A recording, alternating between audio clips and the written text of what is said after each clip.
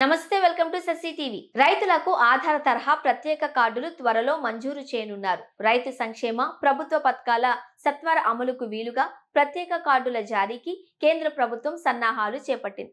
దేశంలోని రైతులందరికీ ఈ కార్డులు అందజేయనున్నారు. ఈ కార్డుల నమోదు ప్రక్రియను అతి త్వరలోనే చేపట్టనున్నారు. అన్ని రాష్ట్రాలలో వ్యవసాయ శాఖ ఆధ్వర్యంలో నమోదు వ్యవస్థ నెలకొల్పేందుకు కేంద్ర ప్రభుత్వం ఆదేశాలు జారీ చేసింది.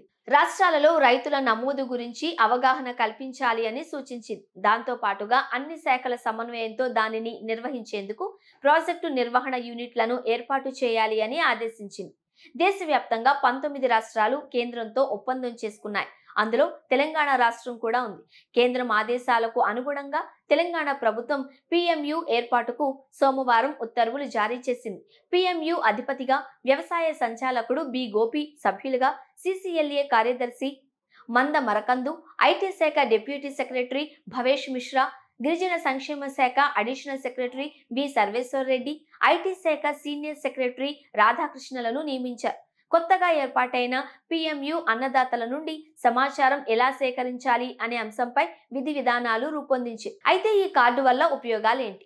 దేశంలో రాష్ట్రాలలో రైతులకు సంబంధించిన పలు పథకాలు వారికి సరిగ్గా అందడం లేదు అని కేంద్రం పరిశీలనలో తేలింది.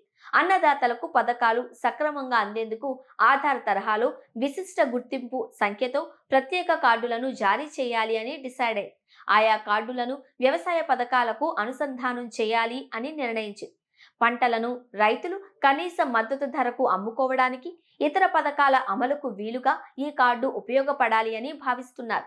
వ్యవసాయ రంగం డిజిటలీకరణ కోసం 2024-25 బడ్జెట్లో కేంద్ర ప్రభుత్వం 2817 కోట్లను కేటాయించింది.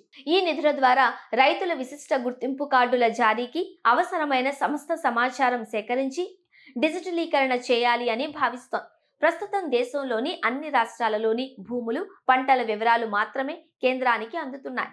రైతుల వారీగా పంటలు, పశు సంపద, ఇతరత్ర సమాచారం అందడం లేదు అని గుర్తించారు. ఈ కార్డుల ద్వారా రైతుల పంటలు, వారి వద్ద ఉన్న పశు సంపద తదితర సమస్త సమాచారం కేంద్రానికి చేరనుంది. ఆ వివరాల ద్వారా ప్రభుత్వ పథకాలను రైతులకు చేరువ చేయనున్నారు.